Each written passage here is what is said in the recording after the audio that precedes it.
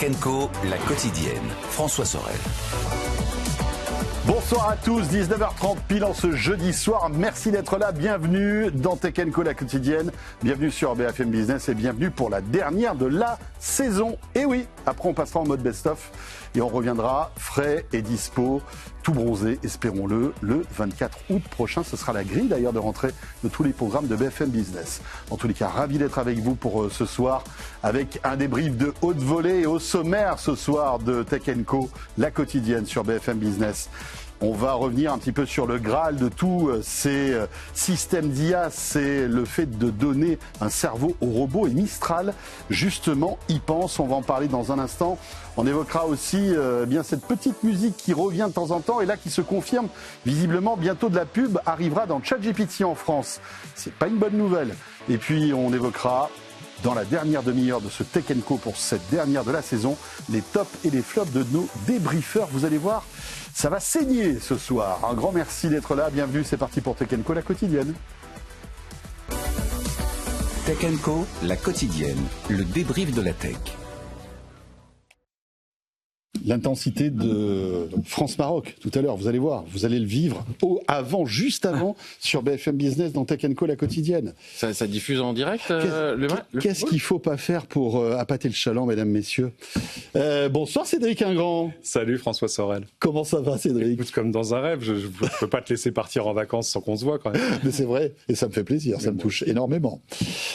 Cédric Ingrand, qui est directeur général de Heavyweight Studio et qui est journaliste tech et que vous avez connu à l'époque de TF1 et de LCI, c'était il y a quelques années. Un grand merci d'être là. Cédric, à tes côtés, c'est Jean-Baptiste Kampf. Salut Jean-Baptiste. Bonjour. Fondateur de Kyber. Tout va bien chez Kyber? Très bien, parfait. Bon, si vous ne saviez pas ce qu'est Kyber, les replays de Tech&Co, tu nous expliquais ça il y a quelques semaines.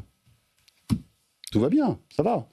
Ça décolle. Tout va bien, c'était le Race Summit et c'était Makina ces 3 derniers jours. Oui, donc, beaucoup d'événements IA en ce moment sur Paris. Surtout, en fait, étonnamment, Race Summit, qui n'était pas forcément l'événement IA, a réussi à avoir une dimension hyper internationale. Donc vraiment, il y a énormément, plus de la moitié des gens que j'ai vus étaient des Américains. Donc je suis vraiment, ça arrive comme un des éléments IA de référence mondiale. Et je suis assez étonné, mais tant mieux, c'est cool. Tant mieux. Hyper bien. Et pour nous, c'était génial. Christophe Honnête est avec nous aussi ce soir. Salut Christophe. Bonsoir François. Senior advisor chez Seven2, ancien président de Microsoft France et Asie du Sud. Et bien sûr, Frédéric Simorel. Pourquoi tiens Simorel. Oui, bon, on mélange Anthony Morel.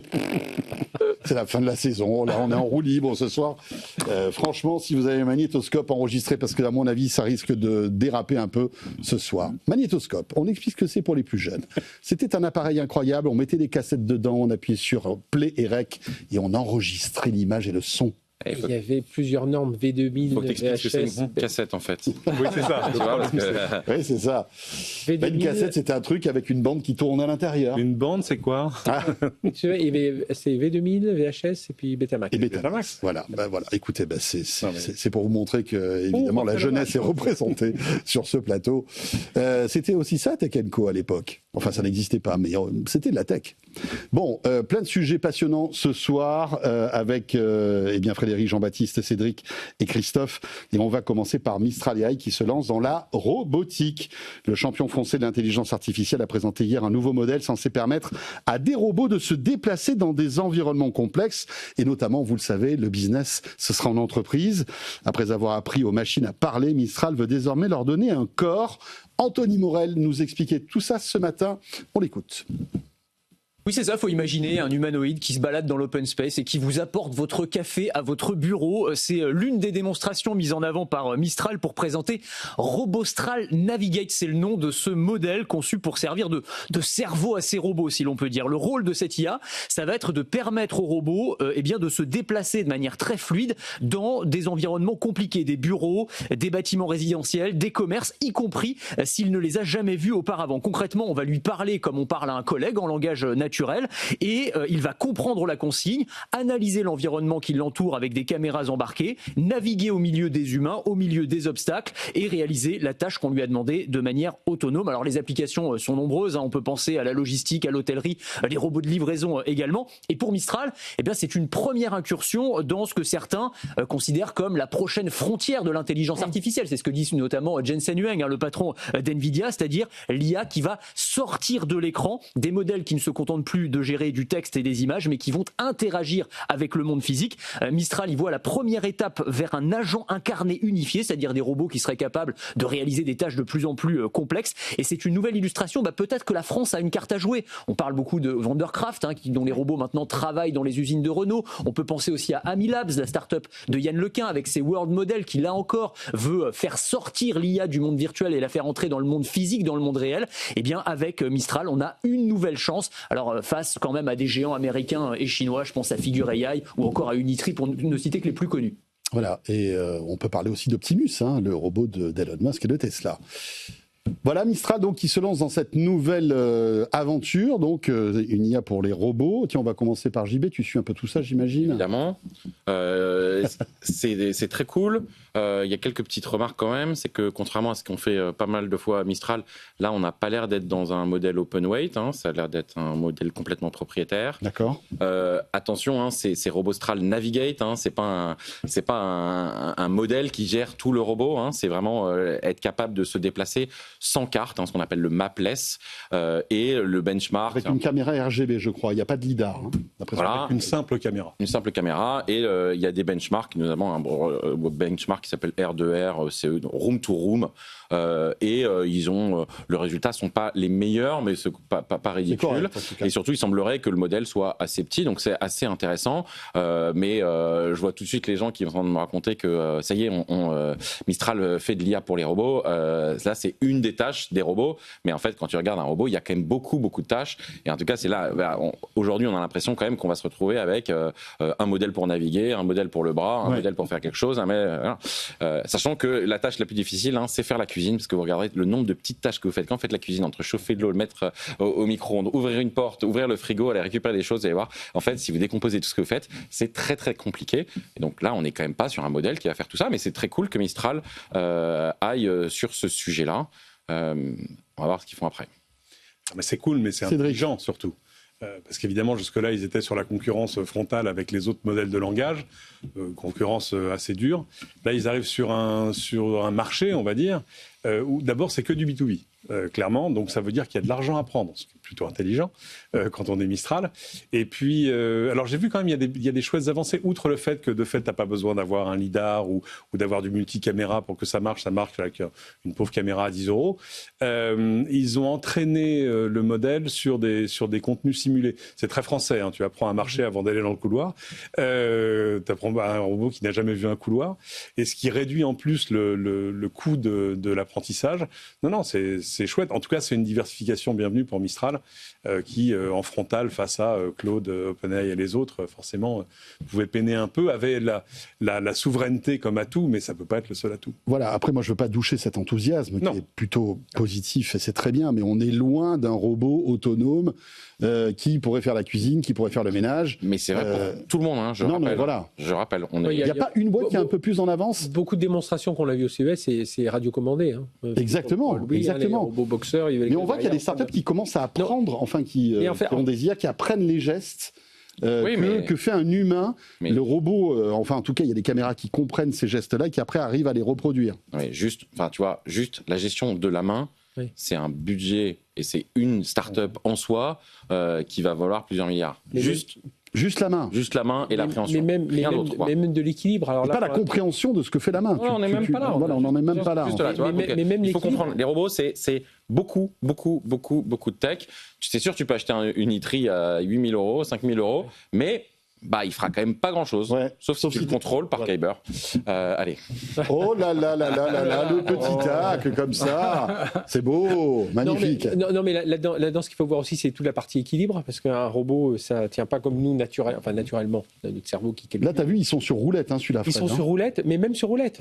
C'est-à-dire s'il porte un poids, même sur roulette, il va se pencher en avant. Est-ce que le poids en bas, la base en bas va être suffisamment c'est le principe du parasol, est-ce que la base en bas est suffisamment lourde pour justement, si on lui donne un poids lourd, là c'est un café, ça va. Et après, c'est vrai que là c'est ce que tu dis, Cédric, il est entraîné surtout dans des données synthétiques, des données virtuelles.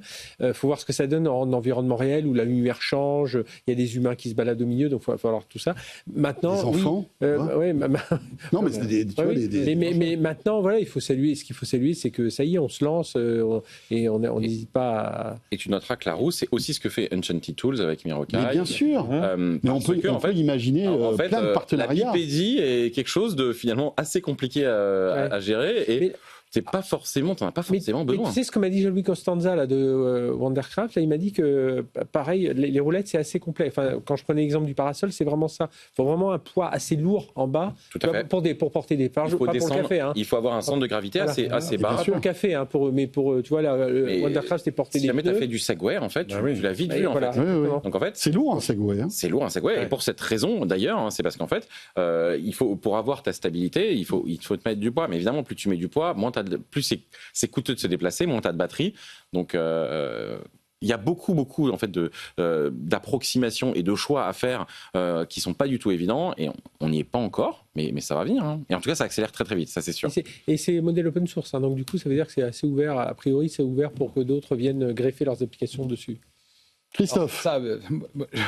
Jean-Baptiste n'est pas tout à fait d'accord avec ça, visiblement. Il a une petite pique là-dessus tout à l'heure, sur le modèle OpenWeight. Mais on le laisse un peu mariner. Fais ton explication. Donc je vais prendre le risque de me lancer sur le sujet où je ne suis pas un spécialiste. Donc je vais plutôt en termes de positionnement de l'entreprise. Je trouve que c'est intéressant parce qu'effectivement, aujourd'hui, on a vu Mistral arriver... avec le chat, je crois que tout le monde a un peu oublié le fait que ça pouvait effectivement se positionner directement par rapport aux interfaces conversationnelles. Donc, ils ont fait un virage, comme tu le disais, vers le B2B. Donc ça, c'est bien, plutôt vers l'industrie, puisqu'ils se sont engagés avec des modèles de développement qui consistent à aider les clients à mettre en œuvre des modèles d'IA et des solutions IA un peu entre guillemets à la palantir chez les clients avec un nombre limité de grands comptes. Donc ça a du sens pour eux de montrer qu'ils continuent à des démarches d'innovation. Tout le monde perçoit que la prochaine frontière est la robotique et c'est beaucoup plus compliqué que ce qu'on peut percevoir de l'extérieur, ça je veux bien croire. Mais je trouve que c'est assez intéressant.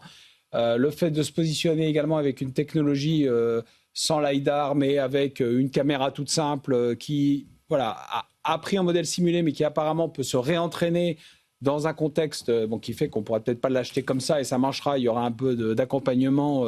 Il manque juste un truc dessus, c'est le bouton. Enfin, là, c'est les Chinois. Enfin, c'est visiblement un robot chinois, c'est le bouton d'arrêt. Oui, mais c'est obligatoire en France. L'autre chose qui me paraît intéressante, c'est qu'ils n'ont pas une stratégie qui consiste à développer eux-mêmes des robots, mais à plutôt se positionner pour développer une plateforme logicielle. Je parlais du robot mécanique. Ils ne sont pas entre guillemets impliqués là-dedans. C'est aux Chinois de monter. Après, moi, ce que je vois, c'est que Nvidia, d'autres acteurs sont très actifs aussi sur cette vision d'arriver à développer une couche logicielle sur laquelle la robotique va pouvoir se développer. Donc, ils s'adressent quand même à un marché ultra compétitif, mais peut-être ils peuvent autour de ça embarquer sur certaines applications verticales, peut-être plus simples, des acteurs européens, tu vois, qui pourraient développer du hardware autour. Ils circulent dans le...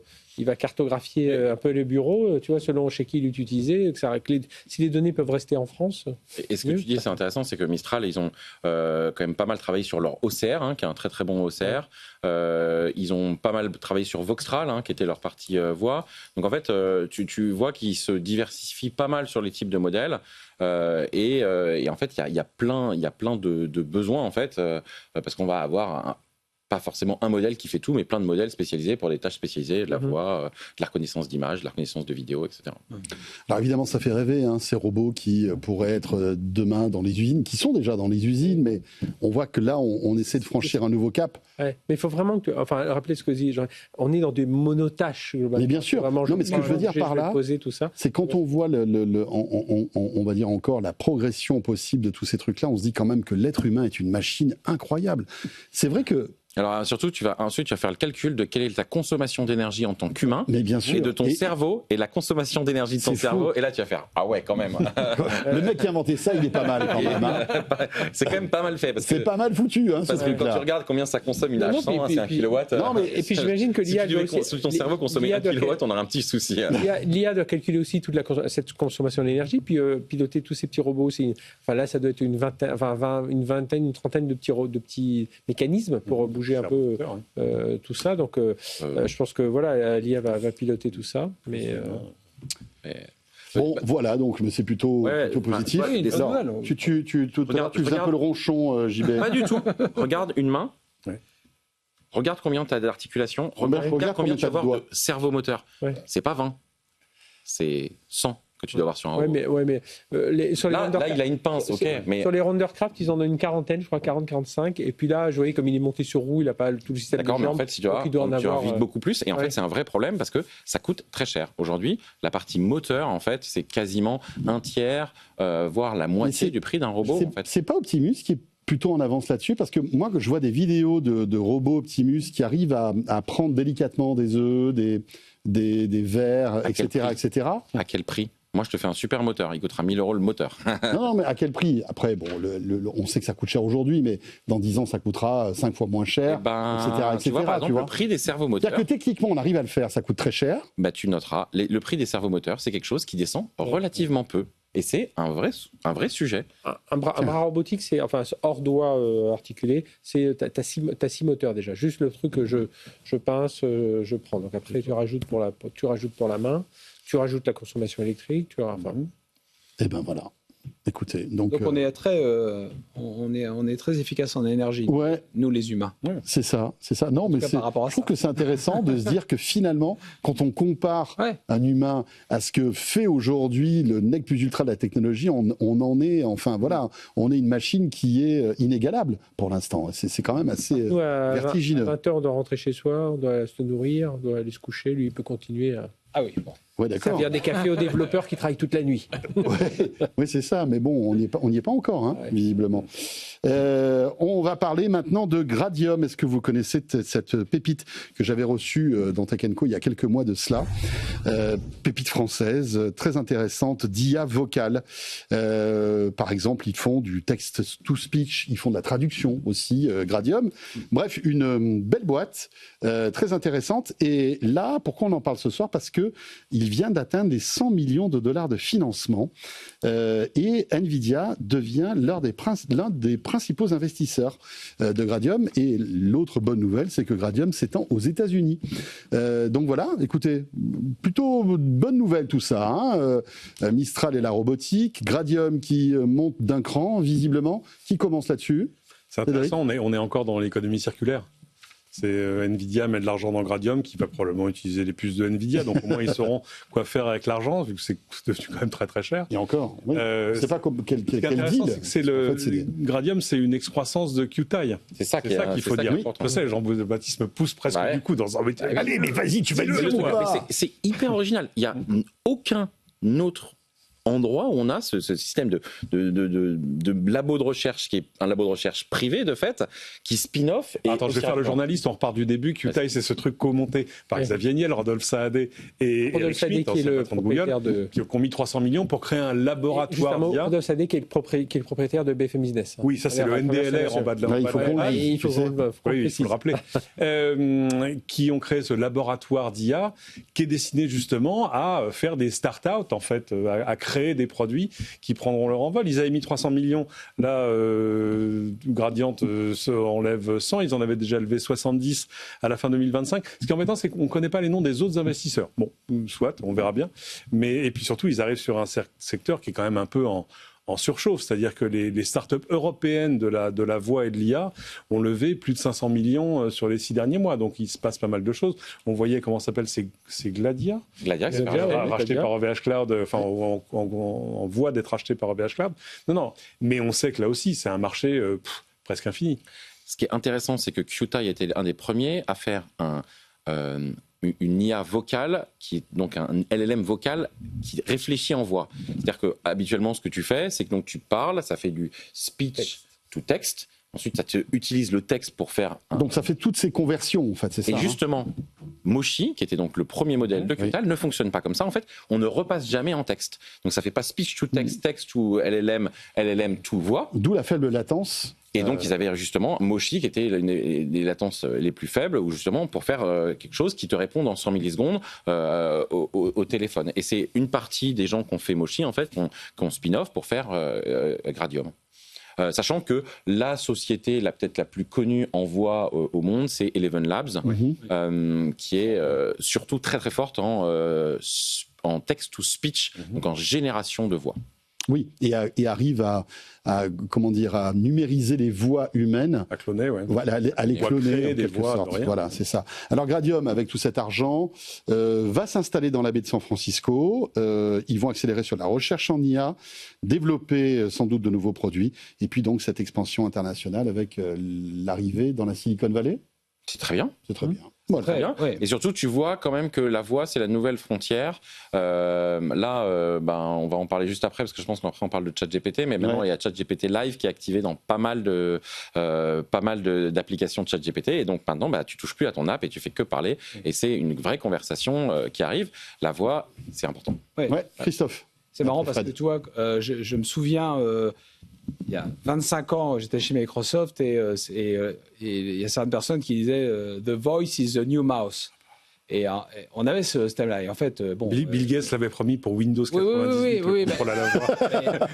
Tout arrive, si tu veux. Non, mais pour les plus jeunes d'entre nous. C'est pas la première promesse qui n'a pas été réalisée. Avec le timing, c'était. Ouais, mais là, tu gratouilles un peu Christophe. Windows 98, tu lui rappelles de bons vieux souvenirs, si tu veux. Tu vois.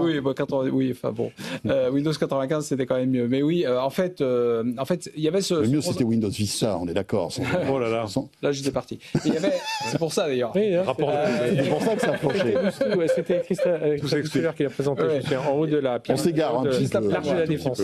Et en fait, il y avait ce concept-là, et je réalisais là, il y a quelques jours, moi-même dans mon utilisation de Perplexity, de Claude, que en fait de plus en plus souvent je bascule en voix parce que ça va beaucoup plus vite. Et en fait, je l'ai fait assez récemment. Donc, je pense que l'interface voix, elle va se développer largement, même si c'est probablement pas la première idée. L'idée, là, c'est plus finalement comment, dans des contextes de traduction automatique ou d'agents interactifs, je vais pouvoir répliquer une conversation qui ressemble encore plus à de l'humain, notamment avec le fait de ne pas avoir de latence, ce que tu expliquais, et le fait que visiblement, ils sont capables, lorsque je l'ai lu, de comprendre que il y a un silence, mais ce silence, c'est est-ce que j'ai fini ma phrase ou est-ce que je réfléchis, et de pouvoir d'anticiper, de prédire un peu. Donc, il y a une sorte le process que Jean-Baptiste décrivait, il y a une sorte de compression de tout ça. Ce que je trouvais intéressant avec Moshi, parce qu'on était à la démo, et je pense que tu y étais aussi, JB, c'était impressionnant.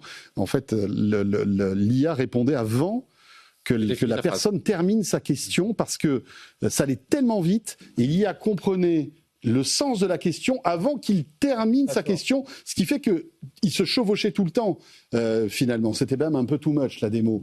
Mais la démo, elle était importante pour te montrer... Voilà, ça prouvait la rapidité du système. Par exemple, Moshi a été entraîné donc avec des techniques un peu différentes de ce que tu entraînes habituellement, mais avec pas assez de données. Donc si tu jouais avec Moshi, très vite, c'était de l'hallucination totale, il racontait n'importe quoi. Mais c'était pas grave. Et ça n'était pas le fait d'un produit. C'était de monter une démo technologique et une façon d'entraîner des modèles voix. Après, ce qu'il faut voir sur la voix, est-ce que ça va être la révolution on attend toujours Siri et tout ça. On voit que tout est, comme tu dis, the voice is the new mouth. Ça date et puis tous les services clients, tous les SAV, tout ça. On nous dit que ça va révolutionner tout ça. Donc, moi, la dernière fois, il y a une IA qui m'a appelé. Excusez-moi, mais j'étais là, je pouffais de rire pendant 10 minutes, quoi.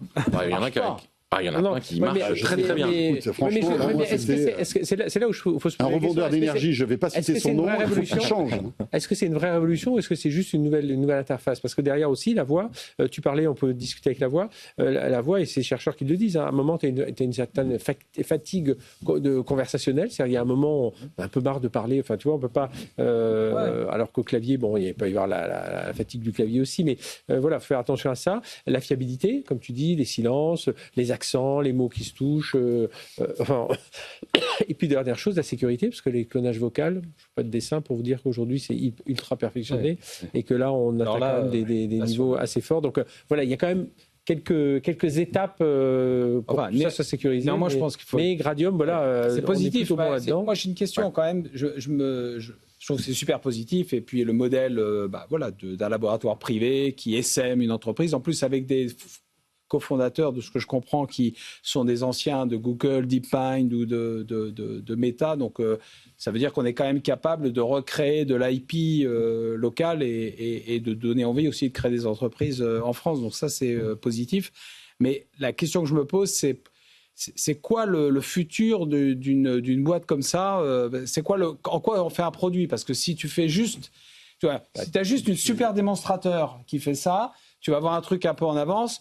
Mais un jour ou l'autre, quelqu'un va rattraper. C'est l'intégrer dans des et donc tu te dis, l'exit, c'est d'être acheté par un Siri qu'on a l'habitude de... Un OpenAI dans leurs lunettes, leurs futures lunettes. La sortie industrielle, elle est proche, parce que sinon, tu as un risque d'avoir quelqu'un qui fait du good enough, mais le good enough, il sera enough.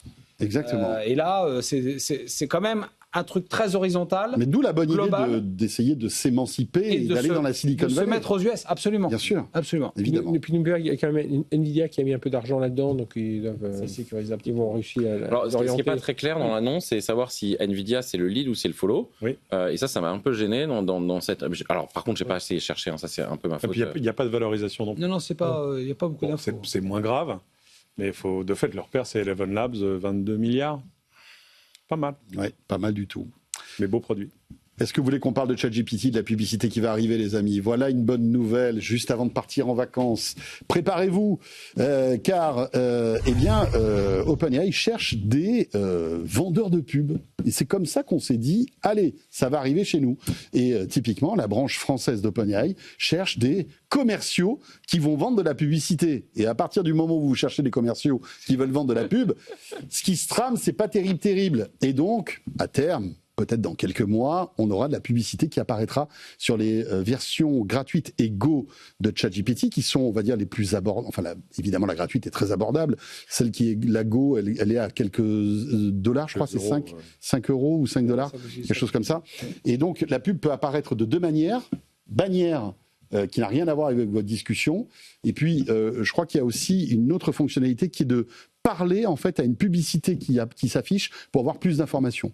Je crois que c'est ça il y a deux formules. Deux formules. Voilà, de toute façon, Sam Altman n'a pas le choix.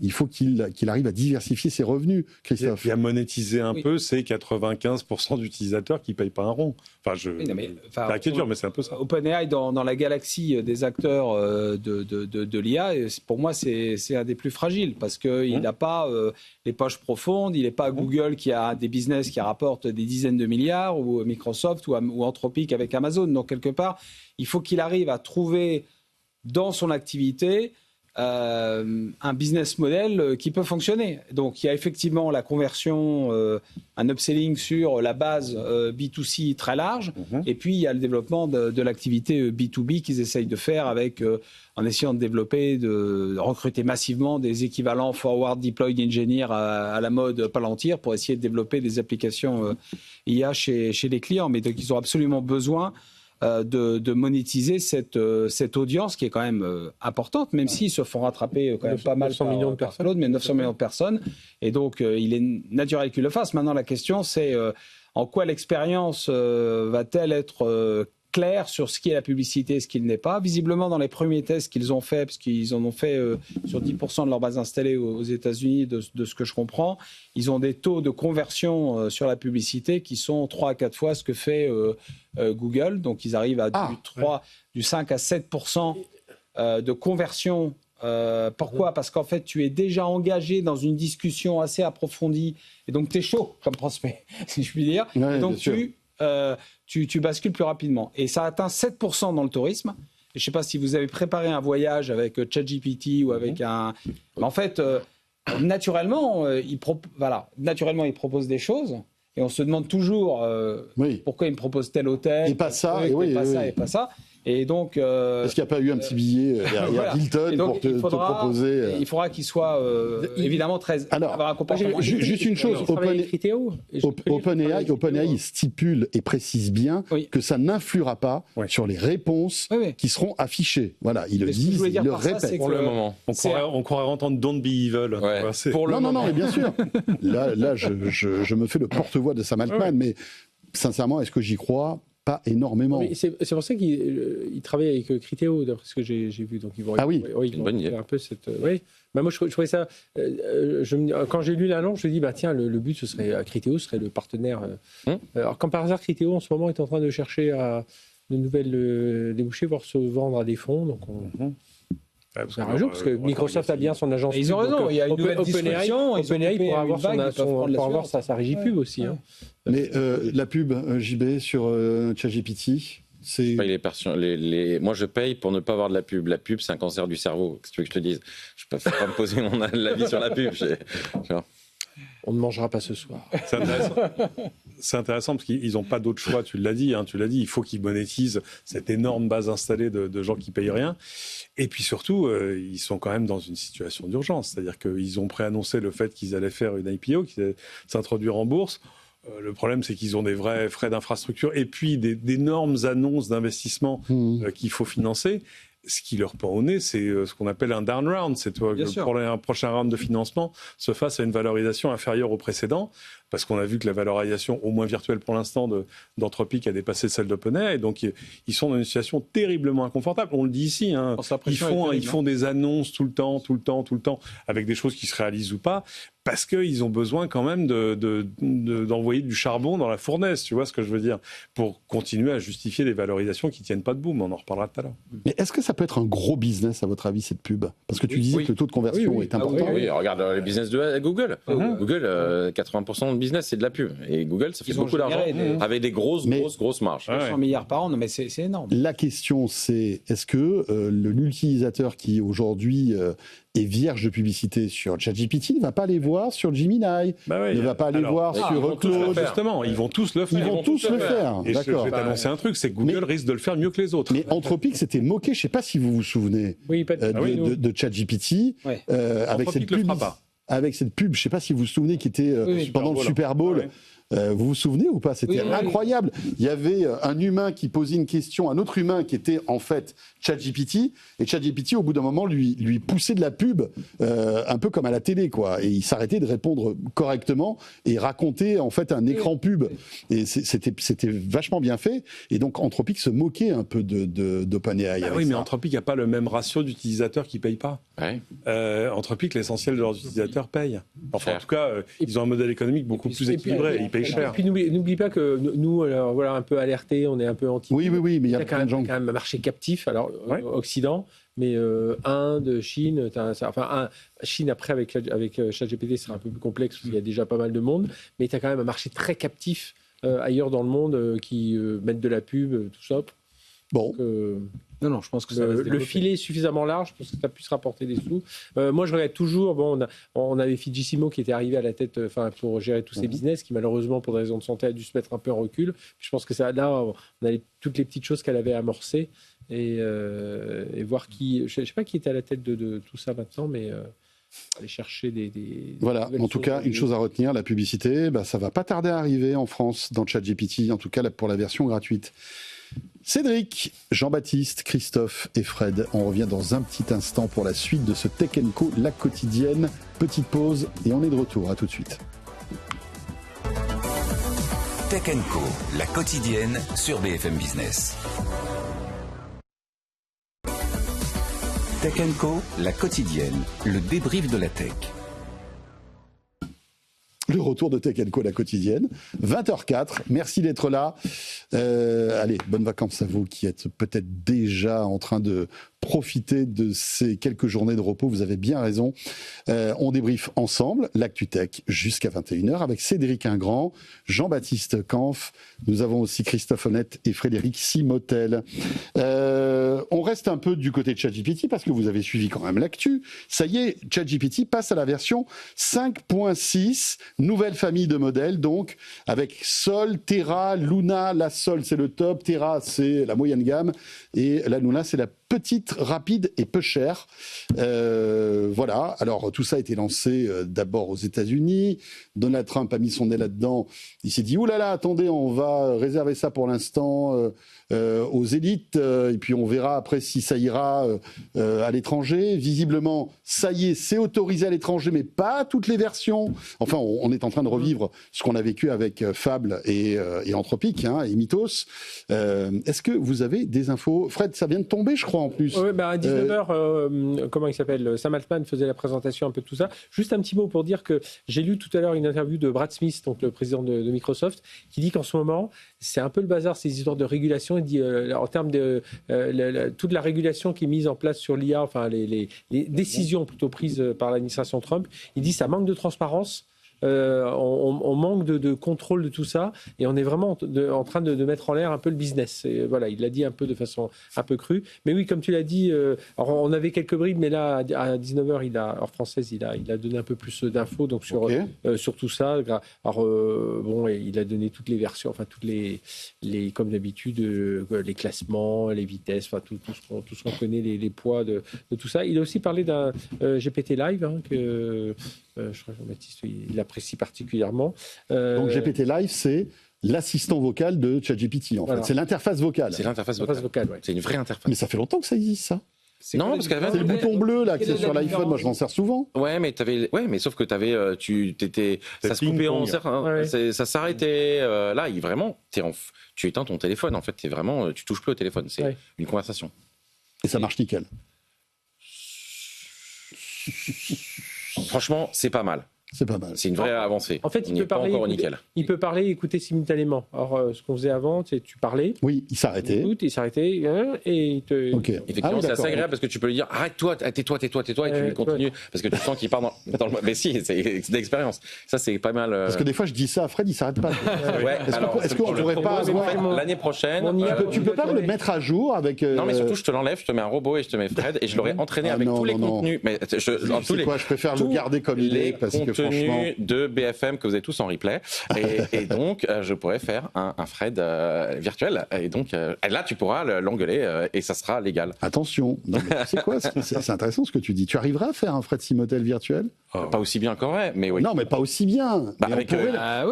Attends, mais déjà tu pourrait tester. Radium et Eleven Labs, je te fais une voix franchement nickel. Mais parce qu'en fait, je suis désolé, vous êtes les plus faciles à cloner. Il y a une quantité de contenu sur vous qui est absolument hallucinante. Là, l'échantillon, il est immense. Vous êtes hyper facile à cloner.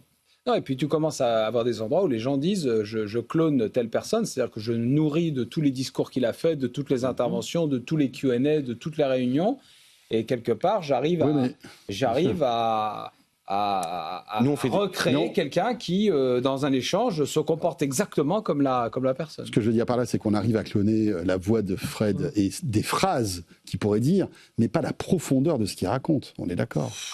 Oh non, les gars. Mais Fred, défends-toi. Mais non, parce que justement, on est en train de travailler sur la bêta version là chez nous là, avec alors c'est du Mistral derrière, et je peux dire que quand tu commences à faire tes skills et que tu lui dis un peu tous tes trucs, il va très loin et il réfléchit comme toi, il écrit comme toi. J'arrête pas de le dire aux journalistes en disant pensez que, faut vraiment travailler autrement parce qu'il écrit comme toi, je t'assure. Il a le style. Et c'est assez impressionnant là. Je vois dans les skills et en plus il apprend, il te dit j'ai repéré que tu étais un peu comme ça. Est-ce que c'est vrai ou pas? Tu avais un ton un peu sarcastique. Tu aimes bien parler de tel sujet. J'ai repéré tout ça et il va chercher. Et il va te dire, j'ai repéré que souvent tu fais des trucs où tu dis, voilà, il y a 3 raisons pour lesquelles je ne suis pas d'accord avec tes trucs. Voilà, est-ce que tu veux qu'à chaque fois je mette ton raisonnement en 3 points? Tu vois, sur Kyber, on a plein de démos où en fait on a des Rich Mini, tu vois, c'est ce petit robot, et en fait où toute l'IA est déportée, c'est un des buts de Kyber, et en fait toutes les démos qu'on a, elles ont ma voix. Les gars, ils ont pris toutes les âneries que j'ai racontées sur des plateaux télé et dans des podcasts. Et Dieu sait s'il y en a. Il y en a. Et puis en fait, j'ai écrit plein de trucs, de docs, de rapports, ils ont accès, et en fait, c'est vrai qu'il répond pas mal, quoi. Il répond pas mal, mais on n'arrive pas à ta dextérité, à ton naturel. Attends, ils ont fait ça en 5 minutes, etc. pas, imagine, là, tu arrives, tu fais, je mets 100 heures de calcul sur l'ensemble des contenus BFM Business, en voix, en podcast, etc. Tu fais du speech to text, tu as tous les écrits, tu accèdes à tous les documents qui sont stockés dans votre SharePoint quelque part. Je te promets, tu vas arriver à un truc assez cool. Ouais, moi, je le vois dans les préparations d'interview et comment je retranscris la préparation d'interview. Et je peux te dire, dans les déroulés, il fait exactement ce que je fais, quoi. Mais pour vous dire, c'est vrai qu'on expérimente un truc. Avec Fred, on a été filmé et cloné par des caméras, etc., pour voir ce que ça pourrait donner, en fait, un clone de Fred Sibotel ou de François Sorel. Pour faire des bandes annonces. Pour faire des bandes annonces, voilà, pas pour remplacer nos personnes dans les émissions, mais voir ce que ça donnerait, tu vois, par exemple, pour des bandes annonces ou des tâches à faible valeur ajoutée, on va dire.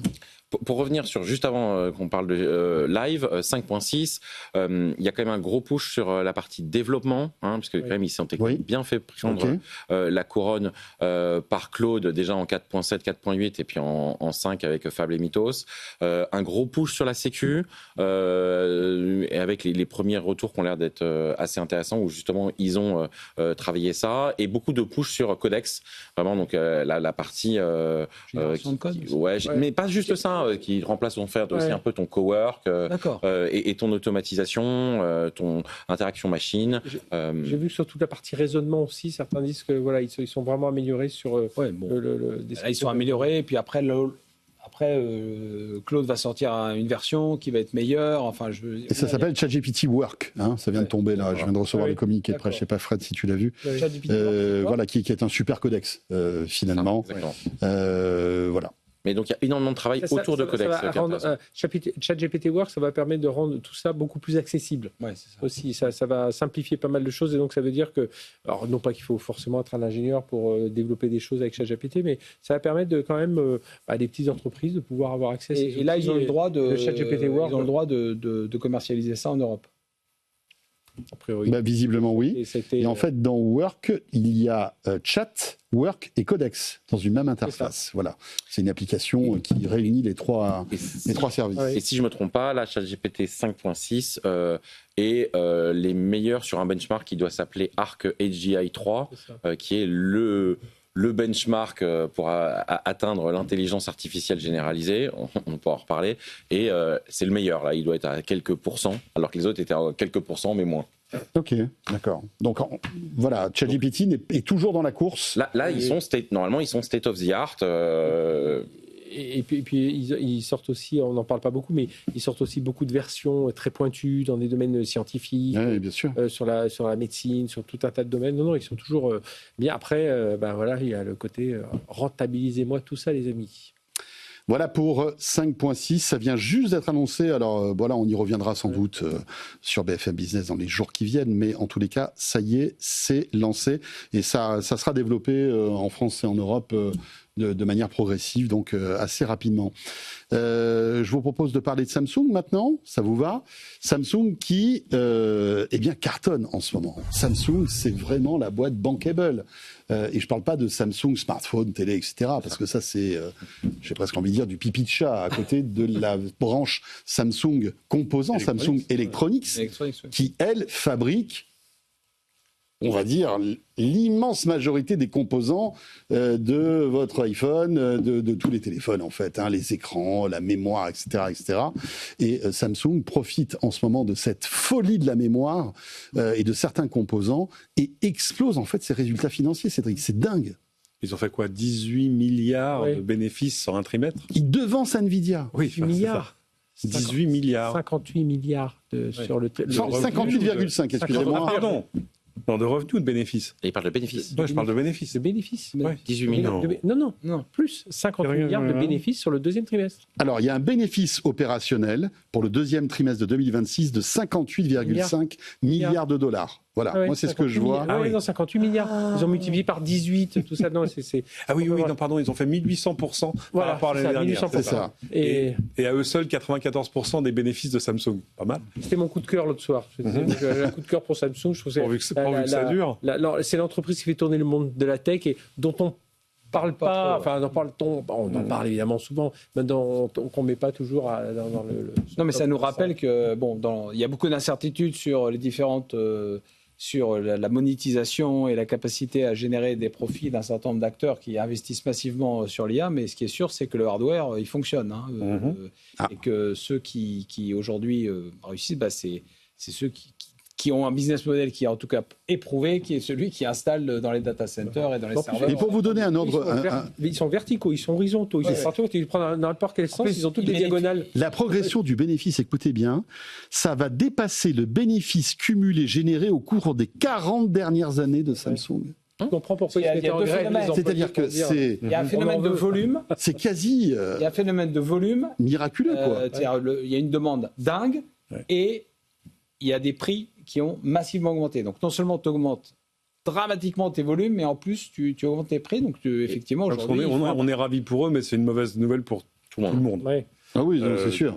Tu l'as dit ici, Apple a augmenté ses prix, Microsoft a augmenté le prix de la Xbox. Tout le monde va augmenter ses prix. Je voyais récemment notre ami et camarade Octave Klaba qui se plaignait en disant aujourd'hui j'achète des SSD, tout à coup ça fait x6, x7. On me dit mais faites vite parce que ce sera x12 à la fin de l'année. Enfin, non, c'est monstrueux. Il faut se rendre compte que surtout la pénurie va durer longtemps. On parle de jusqu'à 2030. C'est sûr que c'est 2030. Moi, je peux te garantir que c'est au moins jusqu'à 2030 parce que finalement, il n'y a que 3 boîtes qui font de la RAM. SK, Samsung, Micron, à peu près, et quelques micros acteurs qui font quasiment rien.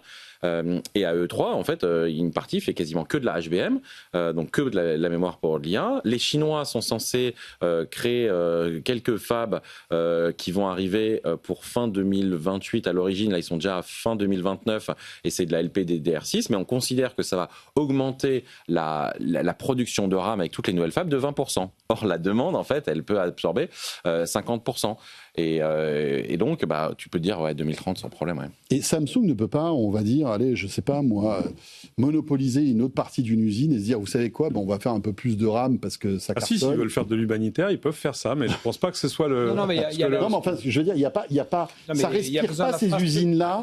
C'est pas aussi facile que ça à construire ces usines, je pense. Il y a très bien. Et attention, une usine de RAM n'est pas une usine de CPU. Ouais. Attention, ça n'est. Non, c'est les mêmes idées, mais en fait, tes chaînes de prod, elles font un truc et c'est des environnements qui sont très très précis, dans du vide, etc. Et surtout, moi, je pense que c'est très facile de faire de la RAM. Faire de la RAM relativement peu cher par unité de RAM, c'est très très très difficile. Parce qu'en fait, dessiner une RAM, c'est quand même pas... et de la NAND, franchement, il n'y a rien de très très compliqué. Ouais, mais sauf que le faire très très petit, à un prix très très faible par rapport à la quantité, sauf qu'aujourd'hui tu as besoin de quantités monstrueuses et donc il y a beaucoup de déchets quand ils fabriquent ces trucs là parce qu'on sait que pour certaines puces il y a pas mal de déchets. Un des critères c'est d'arriver à avoir un yield le meilleur possible. Voilà, et puis, ton sujet du yield. Et puis surtout sans RAM ça marche pas. Bah non. Ah non, sans RAM, donc, des modèles on n'avance pas, j'ai envie de dire. Des modèles plus petits qu'il faut faire, que tu fais tourner sur des devices, de la compression de la RAM, on va voir télécharger de la RAM, c'est les pubs télécharge de la RAM, augmente ta RAM, qui vont revenir. Moi je me dis, tiens, il y en a un qui a vraiment raté son virage, alors on va repartir plusieurs années en arrière, c'est Texas Instruments. Parce que je pense que Texas Instruments aurait pu être un Samsung-like quelque part s'ils avaient poursuivi. Je ne sais pas s'ils auraient fait des smartphones, mais... Voilà, ils auraient pu élargir. Mais Samsung, c'est ça qui est dingue. Puis Samsung, faut voir, au-delà du gouvernement qui a un moment... Il faut voir la Corée du Sud, c'est quand même un pays, il n'a que des ennemis autour de lui. Corée du Nord, Chine, le Japon, c'est pas la fête. C'est pas les super amis. Après, les Américains sont un peu partenaires, mais on voit que les Américains aujourd'hui, partenaires, amis, ennemis, on ne sait plus trop. Et puis l'Asie du Sud-Est qui est toujours en train de bouillonner pour essayer de sortir des choses. Donc c'est un pays qui cherche toujours cette résilience, qu'elle soit géopolitique, militaire et technologique. Et donc voilà, et on soutient, on voit les SK Hynix, on voit Hyundai, LG, on voit tous ces grands acteurs. Le gouvernement est derrière. Mais bon, voilà, maintenir sur autant de créneaux, moi je trouve cette voie. LG, c'est complètement à côté, c'est pas leur spécialité. Même leur expertise, c'était pas mal les écrans. Oui. Et en fait, la valeur des écrans, en fait, est descendue beaucoup. Non, moi, ce qui me pose comme vraie question, c'est qui est en train de fabriquer une usine de RAM en Europe ? Ouais. J'ai regardé sur Google Maps, j'ai pas trouvé. Non. Personne. Il faut trouver la friche industrielle. Même à Dresde, où il y a comment. Est-ce qu'on aurait la capacité à fabriquer une usine de RAM? Donc à Dresde, il y a des usines de puces. Donc il va y avoir des usines de puces. Industrielles là-bas. Voilà. Et en RAM, moi, je n'ai rien vu. Donc même pas le début d'un commencement de quelque chose. Parce que c'est peut-être pas aussi facile à faire. Regarde les Chinois, on aurait pu penser qu'ils allaient développer une alternative. C'est une question d'argent, non? C'est une question d'argent. Et surtout, là, tu lances une usine, elle arrive dans 5 ans. La pénurie est sortie. Et là, c'est ça le truc. C'est que tu as un tel délai. Tu sais pas quoi faire de ta RAM. Mais c'est pas ça, c'est que tu vas vendre ta RAM à un quart du prix. Et donc en fait, c'est embêtant. Donc en fait, c'est un business d'offres et demandes compliquées à long terme. Avec des cycles un peu boom-bust. Parce que vraiment, la RAM, les fabricants de RAM ont failli mettre la clé sous la porte. Il y a aussi beaucoup de spéculation dans ce marché-là. En tout cas, moi, et puis d'après ce que j'ai de NetGem et qu'on soit provisionné, en composants, il y a des pénuries qui étaient là, elle existe, mais qui étaient aussi largement amplifiées par un certain nombre d'acteurs pour faire monter les prix. Et d'après ce que j'ai compris, avant cette flambée du prix de la RAM grâce ou à cause de l'IA, en fait, des acteurs comme Apple tordaient le bras de tous ces fournisseurs de RAM. Parce que finalement, à l'époque, les forces étaient inversées. C'était Apple qui était le big boss là-dedans. Mais tu sais, il y a...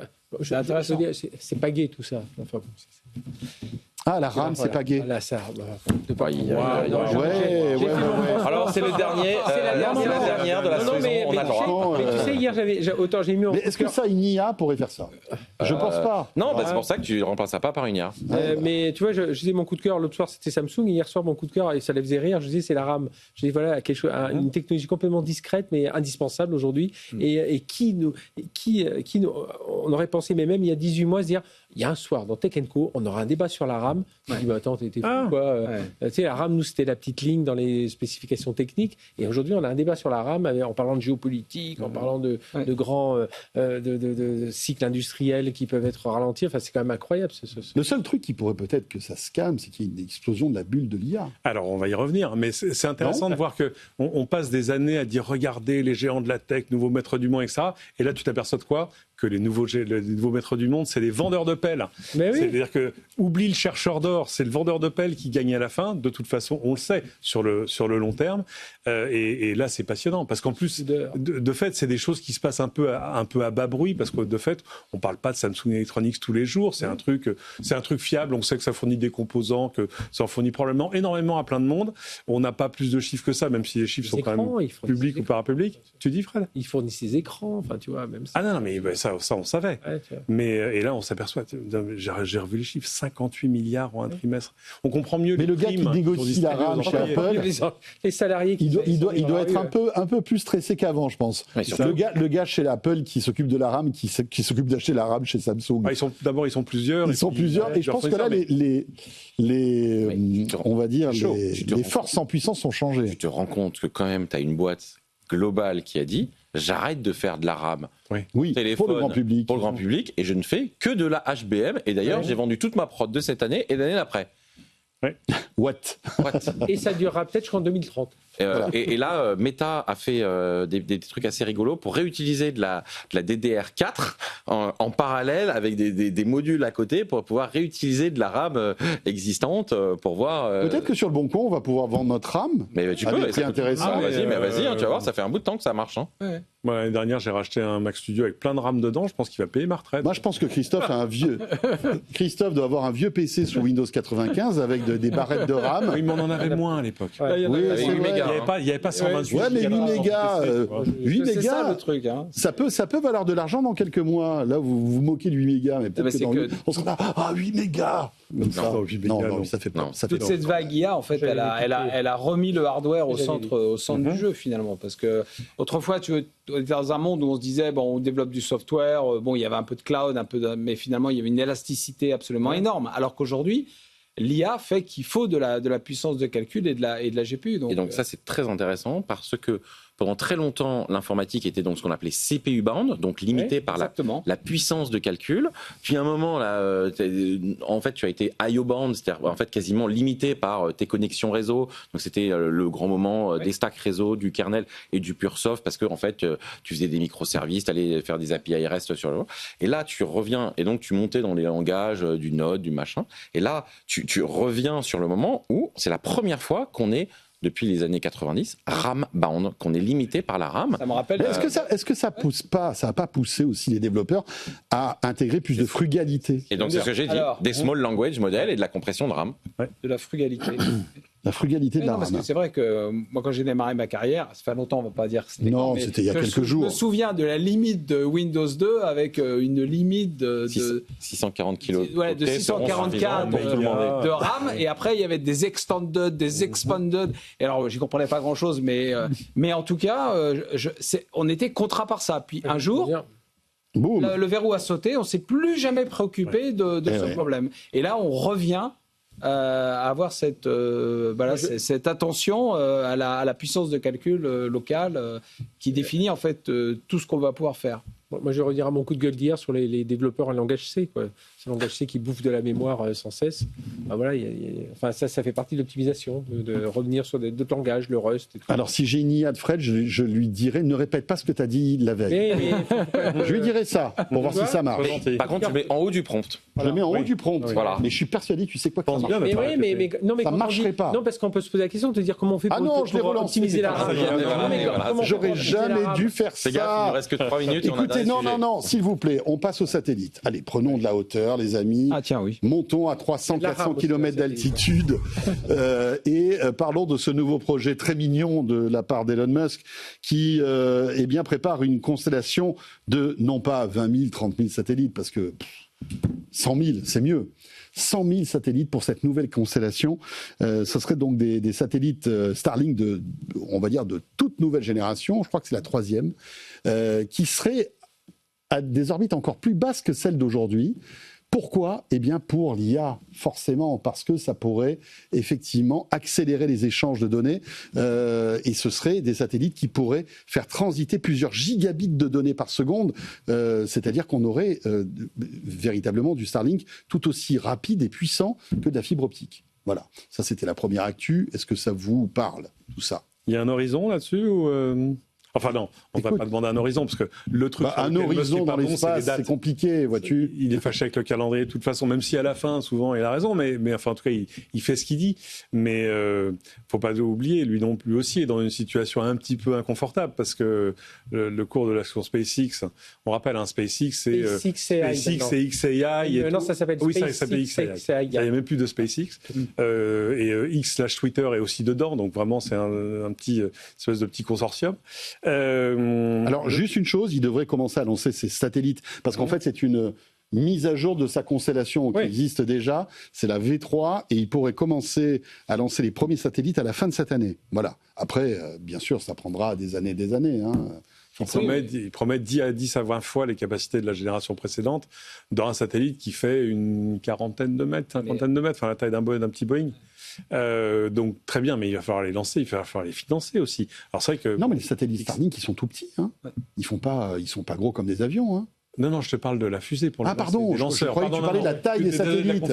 Non, ils sont pas très gros. Il fait nuit. Mais lui aussi a besoin de soutenir son cours de bourse. Oui, mais bon, ce qui est sûr, Starlink, c'est quand même un grand succès aujourd'hui. Oui. Tu vas dans un endroit, les gens Starlink, ça va changer la vie. Donc, nous, on s'en rend pas compte parce qu'on est très gâtés en termes d'infrastructure télécom. Mais, si tu veux, franchement, là, il a cette ambition effectivement de pouvoir adresser effectivement la robotique, l'IA, mais il y a aussi derrière ce profil direct to cell ou direct to device, c'est-à-dire le fait de pouvoir bypasser les opérateurs télécoms et adresser directement au téléphone en ayant des orbites plus basses et des latences plus faibles, de ce que je comprends. Donc il y a aussi tout ce projet derrière. Bien sûr. Il y a une compétition mondiale dans laquelle il y a le projet Amazon Kuiper, mais là, Amazon vient d'anoncer ils vont passer, je crois, à 10 000 ils veulent passer à 10 000 satellites à un horizon. Et puis ils ont eu l'autorisation des instances françaises. Donc ça, c'est cool. Et puis faire attention, parce que quand tu descends en orbite basse, tu as un peu plus d'atmosphère, donc ça veut dire que tu as beaucoup plus de résidus et tout ça, donc tes satellites vont moins vite. Ça s'abîme plus vite. En fait, on va avoir un énorme sujet avec 100 000 satellites. Plus t'es haut, mieux c'est, mais tu as un vide pas absolu, mais voilà. C'est pour ça que les satellites basse orbite ont une durée de vie très très courte par rapport à ceux qui sont... Il faut de l'argent pour faire tourner tout ça, parce qu'il faut les changer régulièrement, les lancer. Moi, ce qui m'intéresse pas mal, c'est aussi de voir si ça va pas te permettre d'avoir des récepteurs en fait plus petits.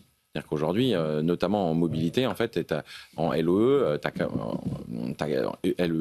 quand même des trucs qui sont assez gros. Donc en fait, quand est-ce que tu veux dire l'antenne, c'est ça? L'antenne, si tu as un petit modem, une petite antenne qui commence à être plus basse, parce que tu dois aller un peu moins haut, c'est quand même assez intéressant. Et en fait, Elon Musk prédit que lorsque son satellite, enfin sa constellation sera mature, il y aura toujours au-dessus de nos têtes au moins 12 Starlink pour assurer les débits, les débits qu'il promet. Avec une promesse, c'est le direct to cell. C'est à coup, tu auras ça directement sur ton smartphone. Tu n'auras même pas une antenne. Tu auras la tête grillée, mais c'est ça. Ça portera bien. Ouais. Lui aussi, il va lui en falloir de la RAM, parce qu'à mon avis, sur ces satellites Starlink, il y a un gros sujet. 100 000, t'as intérêt à... Surtout s'il veut mettre des data centres dans l'espace. T'as intérêt à avoir les bons contacts chez Samsung, j'ai l'impression. Malheureusement, encore au sujet où l'Europe est... Non, mais alors attends, tu sais quoi? Dans Starlink, il y a du ST micro, vois-tu? Ah, bon, alors... Mais USB micro, il y en a partout. C'est à tellement faible valeur ajoutée que... Mais voilà, malheureusement. Du STM32, il y en a absolument. Non, parce qu'on avait le projet Iris en Europe, et puis en fait, il est en train d'avoir du plomb dans l'aile. Les Allemands font faire leur propre truc. Enfin, on n'arrive pas. Iris carré, c'est ça? Non, mais ce qui est dingue, c'est ça, c'est que ça fait quand même des années qu'on parle de Starlink, on parle là, Léo, Kuiper, enfin Kuiper, tout ça. Les Chinois sont en train d'avancer, les Indiens sont en train d'avancer. Et nous, Iris carré, enfin, tu vois, on avait quand même OneWeb. Iris carré, on a l'impression que c'est, oui, vous allez voir, ça va arriver, tout ça. Alors, on connaît bien Jean-Pierre Falacher, qui est un super nageur, et je pense qu'il s'est arraché les cheveux sur plein de trucs, de régulation, de technologie, mais il est temps de... Enfin, on se dit, ça accélère quand? Bah, c'est pas un projet d'envergure tel que Starlink ou Kuiper ou Léo. C'est clair. D'ailleurs, ça s'adresse même pas au grand public, Iris carré. C'est vraiment pour les institutions et pour certaines entreprises. 20h30, toujours Cédric Ingrand, Jean-Baptiste Kampf. Nous avons Christophe Annette, mesdames, messieurs, et Frédéric Simotel en chair et en os avant de mettre au point son IA.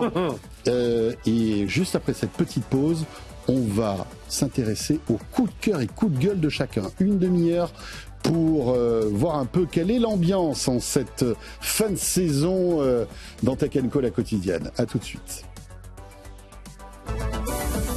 Tech & Co, la quotidienne sur BFM Business. Tech & Co, la quotidienne, le débrief de la tech. Tech & Co, la quotidienne, 20h33 en ce jeudi. C'est la dernière de la saison. Et nous terminons cette émission bien avant le 14 juillet en feu d'artifice avec Cédric Ingrand qui est là. Cédric qui est, rappelons-le, directeur général de Heavyweight Studio et journaliste tech. Jean-Baptiste Kampf qui est le fondateur de Kyber. Christophe Honnête, senior advisor chez 7-2, ancien président de Microsoft France Asie du Sud. Et bien sûr, Frédéric Simotel. Les coups de cœur et les coups de gueule de chacun. Fred, on va pas commencer par toi, parce que tous les soirs, tu as des coups de cœur et des coups de gueule. Donc là, on va écouter évidemment les tiens, mais laissons peut-être la primeur à Christophe Honnête. Christophe, ton coup de cœur pour débuter. Moi, mon coup de cœur, en tout cas, mon coup de cœur, c'est un coup de cœur à cette industrie qui, finalement, que je trouve finalement assez formidable, parce que même s'il y a beaucoup... C'est l'industrie de la RAM. Non, l'industrie de la tech, de l'IA, de tout cet écosystème qui est assez fascinant, qui nous occupe pas mal au cours de cette saison. Ça, c'est clair. D'une certaine façon, on a été monomaniaque avec Musk à un moment donné, puis monomaniaque avec ChatGPT, et là, on voit que c'est considérablement animé, parce qu'en fait, il y a un véritable bouleversement de la chaîne de valeur, avec peut-être, on en a parlé tout à l'heure, les acteurs effectivement des processeurs et de la RAM qui sont bien établis et qui sont bien ancrés, et on n'a pas trop de doutes. Mais au-dessus, les LLM, le logiciel, les agents, les acteurs de l'intégration, du conseil, à chaque étage, il y a des challenges. Et il y a il y a des positions évidemment fortes, plus fortes les unes que les autres parce qu'ils ont les poches plus ou moins profondes. Mais on voit que ça tangue. Il y avait un article dans The Information aujourd'hui qui était assez intéressant où il montrait à quel point tous les acteurs, ils cochaient les cases de tous les business qu'ils avaient. Tous les acteurs se mettaient à faire un peu le business des autres parce qu'on est dans une phase aujourd'hui d'incertitude en se disant finalement, il y a un bouleversement de la chaîne de valeur. Où va être captée cette valeur? Par qui? Est-ce que un Palantir dit finalement vous n'avez plus besoin de logiciel, vous embêtez plus, vous prenez de l'IA et puis ma plateforme et je vous développe ce que vous voulez. On voit aujourd'hui, moi je vois dans beaucoup de petites entreprises, moyennes entreprises, des gens qui au cours d'un week-end développent un nouveau CRM, ils se débarrassent de Salesforce, de Spot il y a une énergie créatrice. Ça va créer beaucoup de bazar, il y a de la scalabilité, de la sécurité, plein de problèmes. C'est un peu comme l'arrivée du PC en son temps. On a une sorte de foisonnement. Non, mais c'est vrai. On a une sorte de foisonnement, je trouve, assez enthousiasmant et à observer. Et de se dire finalement comment, parce que la valeur au bout du compte, ce sera celui qui captera la valeur vue du client. Et la course est ouverte et je trouve ça fascinant et je me réjouis de pouvoir participer au travers de nos discussions à ces réflexions. Et on est tellement heureux de t'avoir régulièrement, Christophe. Il n'y a pas de ligne d'arrivée en fait, en plus. Non, c'est clair. C'est clair. Alors, c'était très positif quand même, le coup de cœur. On est d'accord. Ben, vous savez quoi? On va écouter celui maintenant de JB, qui d'habitude est un peu ronchon, vous savez. Ben, après, on verra son coup de gueule après, cela dit. Mais là, tu veux nous parler de cet élan de positif de la tech française souveraine. Ouais, exactement. Moi, je suis quand même positivement surpris. Moi, j'ai l'impression que je parle de souveraineté depuis 15 ans, tu vois, et ça part dans tous les sens, c'est clair. Mais ce que je vois, c'est qu'il y a déjà pas mal de petites boîtes de logiciels, d'éditeurs qui se réveillent. Alors que ils s'étaient pas trop bougés pendant très longtemps, ils étaient un peu plan-plan, donc il y a beaucoup de choses qui se passent. Et puis énormément de moi ce que j'appelle avec quelques-uns de mes copains French Tech 2.0, c'est-à-dire des gens qui font de la tech, quoi. Et on est vraiment pas à la limite de la deep tech, on y va, on ose, on fait des trucs de plus en plus compliqués, que ce soit Amilabs, ZML, Kyber, Uma, etc. Où on y va sur des gros bêtes. On a l'INRIA qui a l'air d'être quand même hyper forte à spin-off plein d'idées, des maestros, des choses comme ça. Donc il y a une vraie nouvelle vague de je fais des vraies entreprises tech et pas je mets de la tech dans une des verticales et j'enlève tous les intermédiaires pour faire un SaaS. On l'a vu, ok, c'est très cool, mais on voyait un peu que ça, et la French Tech, c'était que ça. Et là, on fait de la tech française, et je suis assez content de le voir. D'ailleurs, aussi, un petit truc un peu rigolo, c'est qu'il y a quand même, ça bouge beaucoup à Paris. Alors qu'habituellement, en fait, tu disais quand même que les startups c'était quand même pas Londres et Berlin. Là, en fait, c'est quand même pas mal Paris et Munich, quoi. Donc c'est, je trouve, et des ingénieurs qui y vont, quoi. Et ça c'est cool. C'est plutôt positif, tout ça. Tu me demandes un coup de cœur. Non, mais tu aurais pu dire, je sais pas moi, l'IA, c'est génial, etc. Là, en plus, c'est très positif ce que tu dis et plein d'optimisme pour la suite, en tout cas. Parce que c'est vrai que on a un an de la présidentielle, donc on va être positif. Ouais. Non, mais après, il faut de l'argent. Et qu'est-ce qui est, à ton avis, qu'est-ce qui est différent depuis 12 mois d'avant, finalement? Pour moi, en fait, c'est un changement de culture et un changement de mindset qui est, en fait, finalement, tu vois, t'as ta deuxième génération d'entrepreneurs, tu vois. C'est-à-dire que tu vois d'ailleurs arriver avec des investisseurs français, des clubs d'investisseurs qui sont principalement des gens en fait qui ont déjà fait de l'argent dans la tech. C'est plutôt la deuxième génération d'investisseurs. Et tu vois, c'est des gens qui ont fait une exit, mais tu vois, je vais pas donner de nom, mais tu vois des gens que Color, Datadog, Dataiku, des gens qui sont partis, qui ont fait des exits ou pas, qui ont fait du secondaire et qui réinvestissent. Et eux, c'est des entrepreneurs et pas mal. Et ils croient à la tech et ils voient que la tech est un différenciant. Donc investissent dans des choses un peu plus tech.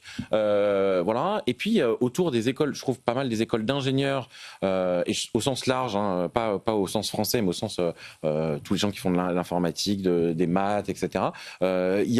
Tu vas, t'as plein de gens et on leur donne des exemples. Regarde, lui, il a été ingénieur, il a vendu, etc. Et c'est pas juste énième fois un HEC qui arrive et il cherche un CTO. Là, c'est le CTO qui va. Non, mais c'est hyper important. Tu regardes les entreprises de la tech américaines, à part Oracle, qui est la pire boîte au monde. Je confirme. C'est tous des techs. Tu vois c'est tous des techs. Ils ont tous une base tech, tu vois. Et ils reviennent. Et Google, il revient. Et puis Satya, il revient. Et tu sens que ils aiment ça. Ils aiment faire des choses différenciantes. Or, la vraie valeur, elle est sur des choses où tu bouges l'état de l'art parce que tu as un vrai différenciant. Ouais. Cédric Ingrand, son coup de cœur. Alors vous allez voir, moi quand je l'ai lu, j'ai dit waouh. Mais oui. Incroyable. Non, en fait, je me suis posé une question différente de la vôtre. Vous êtes sur des trucs très systémiques et c'est très bien.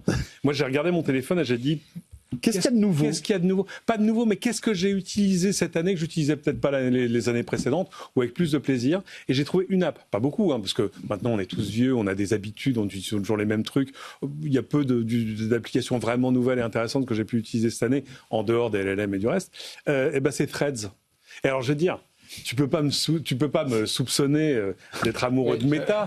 Il y a peu d'entreprises au monde que je méprise plus que Meta. Entreprises absolument malfaisantes. Mais tu te fais du mal alors, finalement. Pourquoi Threads ? Je vais t'expliquer pourquoi. Parce que X-Twitter est devenu complètement toxique. Blue Sky, c'est devenu juste l'endroit des gens qui disent, vous avez vu, on n'est pas sur X-Twitter. Enfin, ça peut pas être la seule qualité. Tu vois ce que je veux dire ? Sur LinkedIn. Ça réduit la discussion. C'est un peu comme l'enseigne, ici pas comme en face, tu vois. Oui, bon, d'accord. Ok, d'accord, mais bon. Et moi, un jour, je suis allé sur Threads comme ça, quand ils l'ont lancé après 2023-2024. Au début, il fallait l'attacher à ton compte Insta, social. Bon, depuis, ça s'est arrangé. Et alors, je pense que Threads est une plutôt bonne application. D'abord parce que les gens qui y vont souvent, ils sont sous leur vrai nom parce que c'est le nom hérité de leur compte Meta, Facebook ou autre chose. Donc, les gens écrivent moins de bêtises. Et puis aussi, je pense que c'est parce que Zuckerberg a oublié qu'il avait Threads. Donc, en fait, tant qu'il s'en occupe pas, tout va bien se passer. Tant qu'il dépense ses dizaines de milliards dans l'IA, oui, c'est Threads ça. Pour lui... C'est ça. Et c'est devenu un truc un peu civilisé. C'est pas comme un clone de Twitter. C'est ça. Et puis, c'est un peu Reddit aussi sur les forums. C'est-à-dire que c'est moins politique que le reste. C'est plus... tu peux vraiment te recréer un cercle, je dirais pas d'amis, mais... voilà. Donc, tu vas sur Threads. J'y vais tous les jours. Ok. Mais sans être forcé. Non, mais alors que j'ai beaucoup moins sur... Comme il y est tout seul, il est tranquille. C'est pas vrai, il y a plein de gens très bien. Non, mais c'est rigolo parce que moi qui suis plutôt sur Insta... Ah oui, mais bien sûr, énormément. En fait, quand tu es sur Insta, et rappelons que Threads appartient au même groupe qu'Insta, Insta te pousse à aller sur Threads de manière presque... Ah bon ouais. Moi, chez moi, c'est dingue. Tu vois, par exemple, dans mon fil d'actualité Insta, parfois, je vais dire, tiens, Frédéric Simotel a écrit ça sur Threads. Ah, tu dis, waouh, je clique, parce que ça ne doit pas être l'IA de Fred, c'est vraiment Fred. Paf, je clique et j'arrive sur Threads. Et après, tu commences à scroller sur Threads. Et là, tu trouves Cédric Ingrand. Et là, je retrouve Cédric Ingrand. Pour te dire, moi, j'ai l'impression que c'est Threads qui essaie de me pousser à aller sur Insta. Je pense que les algos sont assez perméables. JB, tu vas sur Threads ou pas ? J'ai testé, mais au tout début. Et puis t'as laissé tomber. Voilà. Bon, pour moi, c'est absolument horrible. C'est comme Twitter. Même si c'est vrai que j'aurais pu trouver un autre coup de gueule cette année. C'est LinkedIn, quoi. LinkedIn, alors attends, mais non, on n'est pas encore au coup de gueule. Mais c'est pas le mien, mais c'est vrai que tu vois, les réseaux sociaux. Écoute, si t'es gentil, qu'on a assez de temps, tu pourras avoir tes deux coups de gueule. Non, mais c'est pas ça. C'est qu'en fait, sous ces réseaux sociaux, c'est trop fake. C'est vraiment trop fake, quoi. Donc, tu vois que le bon des gens ou ce qu'ils veulent bien te raconter. Et moi, si je peux en faire moins, je me porte mieux. Fred, moi, c'est oui, moi mon coup de cœur, je commence à entendre un peu de l'IA bashing, vous dire mais l'IA ça sert à quoi, etc. Et tout ça. Et donc moi je voulais rappeler que l'IA quand même au service des scientifiques et des chercheurs, c'est un outil absolument incroyable. On a Donald Knuth qui est un grand mathématicien. Pardon ? Donald Knuth. Qui est un des grands mathématiciens. Il a été prix Turing et lui croyait. On voit pas ce monde diplomatique en grand là depuis ce matin. Tout le monde déteste l'IA. Bah voilà, tu vois. Et moi, c'est un peu remettre tout ça, c'est de dire qu'aujourd'hui, grâce à l'IA, ces chercheurs, donc je parle de Donald Knuth, il est arrivé il a 88 ans, il a fait des recherches en mathématiques depuis toujours, prix Turing et tout ça, et là, il est arrivé à résoudre des équations qu'il avait dit de mon vivant, je pensais que j'aurais jamais résolu. Tu te rends compte, pour un gars comme ça, non, mais ça doit être le Graal le plus total. Il a dit, c'est une révolution complète de la façon dont je vois les mathématiques. Mais quand tu discutes avec des chercheurs, notamment en médecine, ce qui leur manque, est en train d'arriver là, ce qui leur manque à tous, c'est de la data. Ils n'ont pas suffisamment de data, mais on voit quand même, si un jour on a des médicaments moins chers, si un jour on comprend mieux le fonctionnement de la Terre, notamment avec tout ce qui se passe, les canicules et tout ça. Des médicaments moins chers et plus efficaces, avec des traitements plus ciblés. Meilleure compréhension de l'univers. Si on a une énergie plus propre, c'est grâce à l'IA tout ça. Et aujourd'hui, alors en astronomie, en physique, des outils quotidiens pour les chercheurs. Alors attention, tout n'est pas merveilleux. Il y a des biais. Parfois, je me souviens toujours d'un chercheur de l'ENS qui me dit un jour, l'IA me résout une équation. Je dis c'est incroyable. Comment je n'ai pas compris. En fait, l'IA, elle avait fait comme un élève un peu malin. Elle a dit tiens, toutes les conditions pour faire l'équation, il y en a une, elle m'embête vraiment.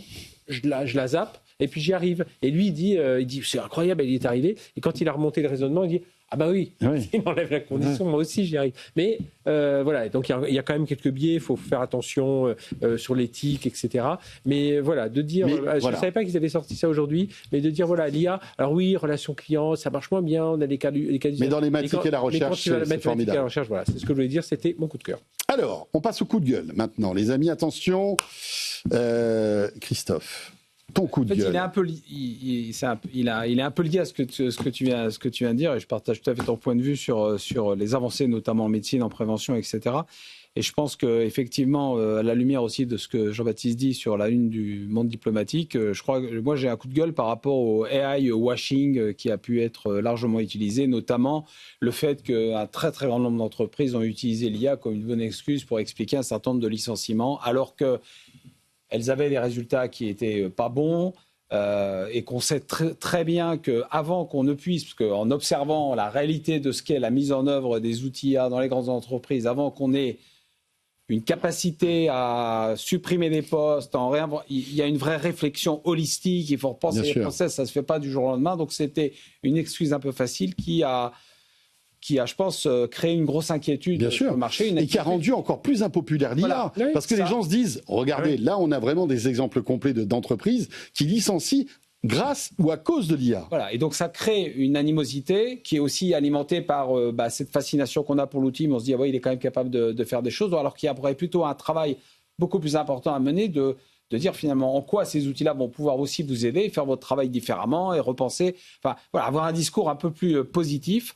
Et quand au même moment on voit effectivement les milliards de dollars couler sur les États-Unis, l'introduction en bourse de SpaceX qui a créé 4000 SpaceX XAI qui a créé 4000 millionnaires dans la Silicon Valley, qu'on discute avec des gens là-bas, on a vraiment quand même l'impression que cet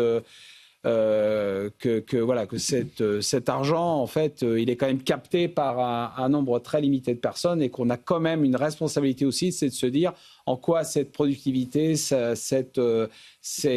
financements vont permettre aussi de développer des entreprises et de faire en sorte que toute cette valeur ne soit pas uniquement captée par le top 1%. C'était le moment un peu socialiste, ce qui m'arrive pas souvent. En l'occurrence, je trouve qu'il y a un danger qui peut faire en sorte qu'on ait des unes comme celle que Jean-Baptiste mentionne et qui seraient très contre-productives. Donc on a aussi cette responsabilité-là. Voilà le coup de gueule de Christophe qui, naturellement, peut s'enchaîner avec celui de Cédric, finalement, puisque... Moi, je vous trouve quand même d'une mansuétude presque suspecte. Parce qu'il faut le dire, enfin...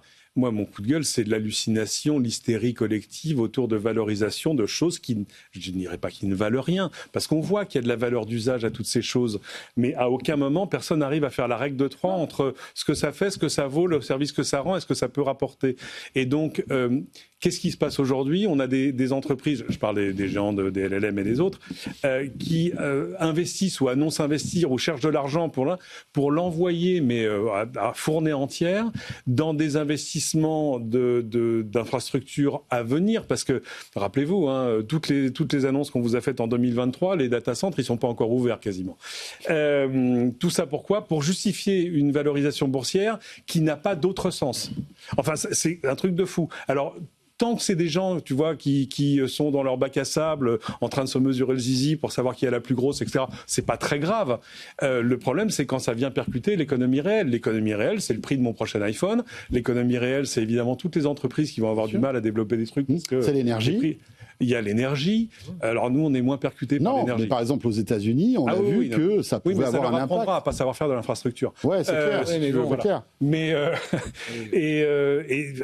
tout ça pour un truc qui finalement tourne presque dans le vide. Et on le voit, on voit des annonces. Quand Meta annonce, je vais mettre, je sais pas combien, 34, 54 milliards, etc. dans de l'infra. Et que dans le même temps, tu vois ces géants qui créent de l'infrastructure et qui tout à coup le louent aux autres. Mais alors, pourquoi l'ont-ils construite ? Ils ne l'ont pas construit pour le louer à Anthropic, à OpenAI et aux autres. Donc il y a un problème. Moi je vous dis, quand Meta va annoncer un de ces 4 matins que finalement, leur tout ce qu'ils ont de nouvelles infras, ils vont le louer à Anthropic, à un moment tout ça va décrocher. Et le problème, encore une fois, je l'ai déjà dit à ce micro, c'est que ces entreprises sont arrivées, je ne parle pas de OpenAI et des autres, sont arrivées à des niveaux de valorisation tels qui représentent quoi ? 40% du S&P 500 aux États-Unis, donc 20% de la valorisation de toutes les sociétés cotées dans le monde. Ça veut dire que là encore, on va percuter le monde réel. Et c'est comme si on n'avait rien appris. Souviens-toi, il y a 25 ans, je parle à Fred, quand tout à coup, on s'était mis à faire de la surcapacité sur Internet, Cisco, tous les autres, etc. Et là, ça a été terrible. Les télécoms, il peut te ressortir tous ces vieux dossiers avant qu'on les mette dans le modèle de genre. Ne me le chauffe pas trop là-dessus, s'il te plaît. Et le toit synoptique. Voilà, et on sait ce qui s'est passé. Alors, c'est vrai, on sait que quand tu fais de l'infrastructure, tu ne sais pas à quel moment est-ce que tu en as fait trop fait. Il faut en faire un peu trop pour s'apercevoir quand on a fait trop. Mais là, on le sait, on le voit. OpenAI, Anthropic et les autres, c'est quoi ? C'est 2-3 gigawatts d'inférence et on nous annonce qu'on va faire 100 gigawatts de son... Enfin, ça n'a absolument aucun sens. Ah non, mais franchement, totalement d'accord avec toi. Et c'est très très clair, très bien expliqué. Non, mais ce qui est génial et qu'il ne dit pas assez, c'est les investissements circulaires. Bien sûr. Oui, alors oui. Parce que là-dedans, en plus, il y a de l'investissement circulaire. Oui, bien sûr. Mais Oracle qui est je dirais presque l'investissement consanguin. Non, c'est circulaire parce qu'en fait, c'est véritablement à la fin, tu as Nvidia qui investit dans des entreprises qui vont racheter du truc, qui vont racheter du Nvidia. Ça ménage à trois. Oracle achète du Nvidia pour faire du OpenAI qui rachète. Et aussi les locations de serveurs qui sont aussi un autre.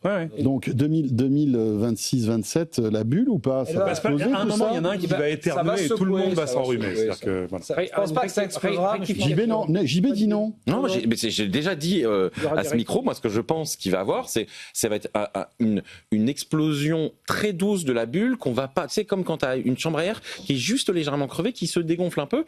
Et mais c'est pas le ballon qui explose. Non, quoi. parce qu'en fait, ce qui va se passer, c'est que ces grosses sociétés, elles vont faire des downturns qu'elles vont cacher par des micmacs comptables et peu avouables et du Hollywood accounting. Mais ce qui va se passer, c'est qu'il y a plein d'autres startups qui vont se faire racheter. Donc tu vois, t'as plein de gens, tout l'écosystème. Une façon, tu vois, un jour, on pourrait faire une demi-heure sur comprendre les analyses de rachat de boîte et du prix du rachat de boîte et quel est le vrai prix, et tu te rends compte qu'en fait il y a une partie, tu as le VC qui allait appeler en disant il faut que tu récupères ça, etc. Et c'était la spécialité. Donc, et le rachat et l'assèchement aujourd'hui aussi des fonds. Et l'assèchement des fonds. Donc voilà, donc pour moi c'est assez important de parler de ça. Moi je vois pas une bulle, je vois pas une explosion à la subprime.